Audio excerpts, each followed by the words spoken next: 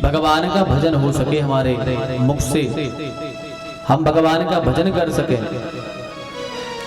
यही मनुष्य तन की सार्थकता है। और जीवन का कहीं कोई सार नहीं है, केवल यही सार है भगवान का भजन। इसलिए 24 घंटे 7 दिन से आपसे वही कहते आ रहे हैं कि जितना हो सके अधिक से अधिक भगवान का भजन करो। जहां समय मिल जाए, जैसे बैठे हो, जहां बैठे हो, भगवान का नाम लो, भगवान का कीर्तन करो। भागवत की कथा में भी यही शिक्षा दी जाती है कि केवल भगवान का नाम लो। कल बताया था, नास्ति योगेन तपसा न योगेन समाधिना तत्फलम लभते सम्यक् कलौ केशव कीर्तना। कलयुग में केवल भगवान का कीर्तन करने से ही फल है। अन्य साधन करो अच्छी बात है, पर यदि अन्य साधन ना कर पाओ तो केवल भगवान का नाम लो, भगवान का नाम उच्चारण करो अपनी जिह्वा से, यही करो केवल।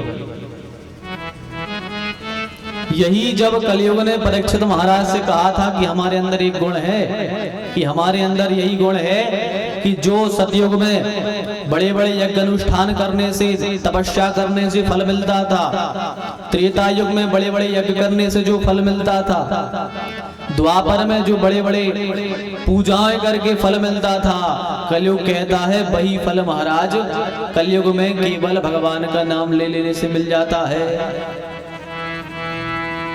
भगवान का नाम ही है कीर्तन यह सदा हरि। भगवान का केवल कीर्तन करना चाहिए हमें। भगवान के कीर्तन में, भगवान के नाम में वो सामर्थ्य है कि आपको हर चीज प्राप्त करा सकता है। आपके ऊपर यदि कोई विपत्ति आनी हो, बड़ा संकट आना हो, तो वह भी संकट भगवान के नाम से दूर हो जाता है। यह भगवान के नाम में सामर्थ्य है। एक बड़े ज्योतिषी थे, बड़ी अच्छी कुंडली देखते, कुंडली बनाते थे।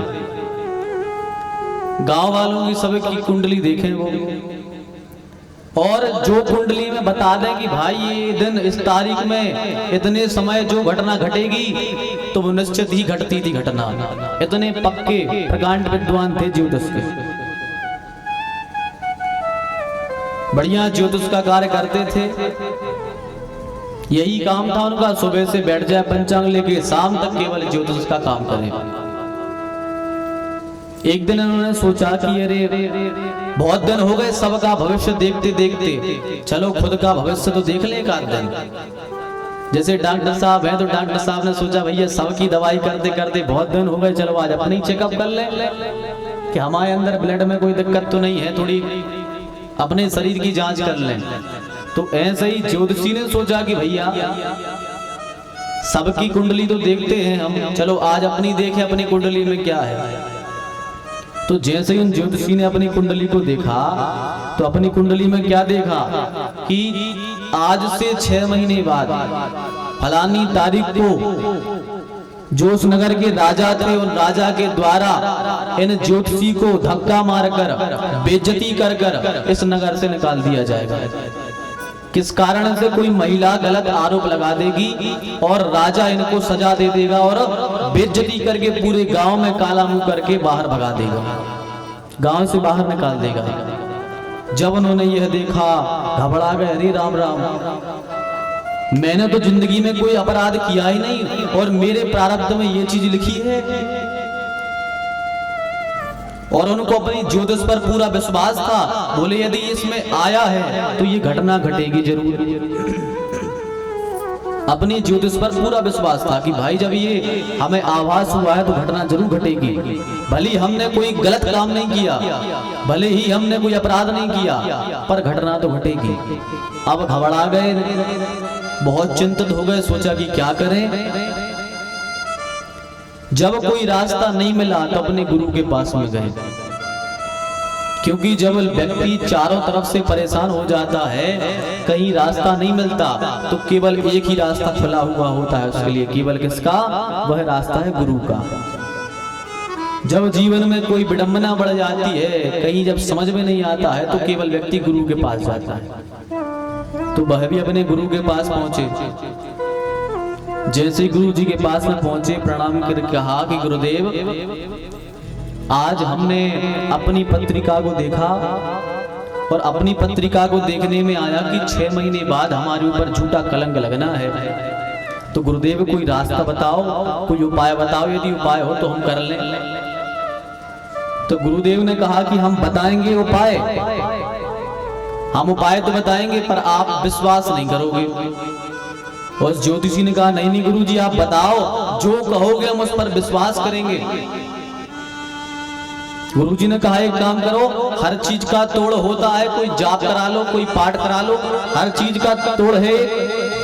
बोले नहीं गुरुदेव, ये इतना बड़ा संकट है, इतनी बड़ी भावई है कि ये कुछ भी कर ले उससे टलने वाली नहीं है, ये तो आएगी जरूर। आप कोई उपाय बता दो हमें। तो गुरुदेव ने कहा उपाय तो बता देंगे, तुम मानोगे नहीं मेरी बात, क्योंकि तुम ज्योतिषी हो, तुम पढ़े लिखे हो। पढ़े लिखे लोगों को भगवान की भक्ति का उपदेश बहुत देर में समझ आता है, जल्द नहीं समझ पाते पढ़े लिखे लोग। तो कहा नहीं गुरुदेव आपके वचनों पे पूरा विश्वास है, आप बताओ क्या करना है। तो गुरुदेव ने कहा एक काम करो, आज से अपनी ज्योतिष की दुकान कर दो बंद, जब तक ये संकट का समय नहीं आता। 6 महीने तक ज्योतिष की दुकान कर दो बंद और एक कमरे में बैठकर अहरनिश भगवान राम का जप करो, राम राम कहते रहो, राम नाम का जप करो, महामंत्र का 6 महीने तक लगातार जप करो। इसने कहा ठीक है गुरुदेव, अब नाम है छोटा, लोगों को विश्वास नहीं होता कि राम कहने से भी संकट दूर होगा क्या हमारा, पर इसको गुरु के वचनों पर विश्वास था। अपने घर चला गया, घर गया, घर जाकर के ज्योतिष बंद कर दी, बैठ गया जप करने, भगवान का नाम लेने और राम राम राम राम राम राम राम राम। अब तो केवल भोजन पानी के लिए उठता है, वहां की 6 महीने तक लगातार इसने भगवान का भजन किया, राम नाम कहा। जैसे ही वह घड़ी नजदीक आई, जिस घड़ी में उसको कलंक लगना था, वह घड़ी नजदीक आई, उस तारीख आई, वह समय आया, तो यह जाप करने बैठा था, जाप करने बैठा था। जाप करते करते इसको नींद आ गई, नींद आई तो यह सो गया।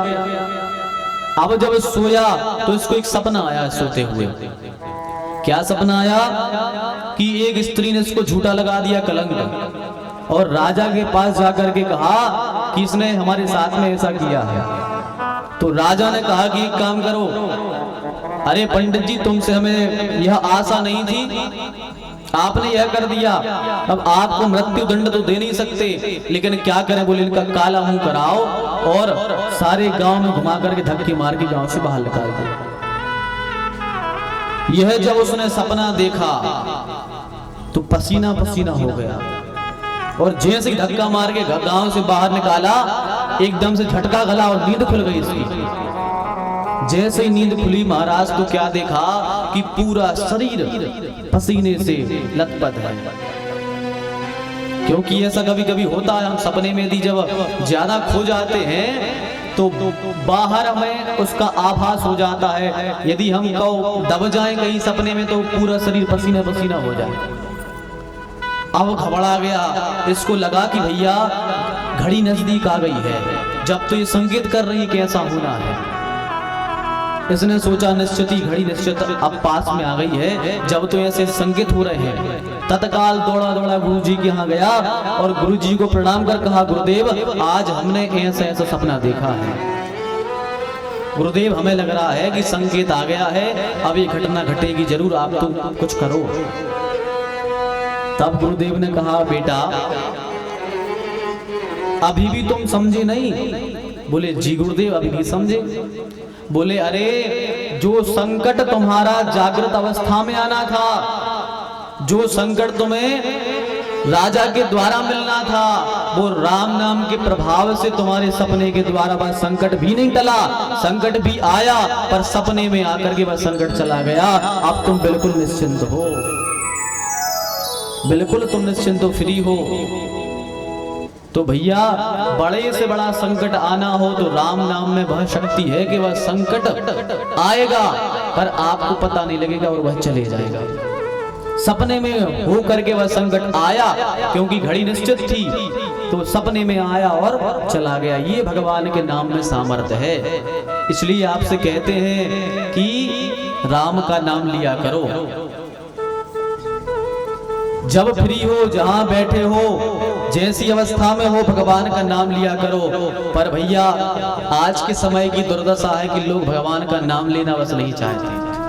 कहते हैं रे मन भजन करे खो रोबे, रे मन भजन करे खो रोबे, और कहूं मिले जो फ्री को खावे सो हाथ पांव ने धोबे। रे मन भजन करे खो रोबे, फ्री को खावे मिल जाए तो आदमी हाथ पांव नहीं धो बैठ जात खावे, पर भजन को रोता है। रे मन भजन करे खो रोबे, और कहूं मिले जो फ्री को खावे सो हाथ पांव ने धोबे। रे मन भजन करे खो रोबे, और कहूं होए जो राय दवारी, और कहूं होए जो राय दवारी, सो रात घरे ने सोबे। रे मन भजन करे खो रोबे। अब पता लग जाए गांव में राई दीवारी होने है, सुर आदमी रातों की नींद छोड़ के उधर पहुंच जाए, घरे नहीं आए रात भर। रे मन भजन करे खो रोबे, और कहूं होए रामायण गीता, कहूं यदि भागवत चल रही हो, जैसे जही चल रही भागवत, या कहीं कीर्तन बैठो हो कि रामायण हो रही हो, कहूं होए रामायण गीता, तो दिन डूबे से सोबे। कहूं इधर कथा चल रही है और आदमी माए से लौट आ रहा है, सो जैसे ही वो आवाज परी के तक कथा चल रही, सो मई से तौलिया बांध है कि कौन मिले सो कहते मुड़ पर आ रहा, कौन मिले सो कहते मुड़ पर आ रहा घरे जाने। सो जोंदना रामायण हो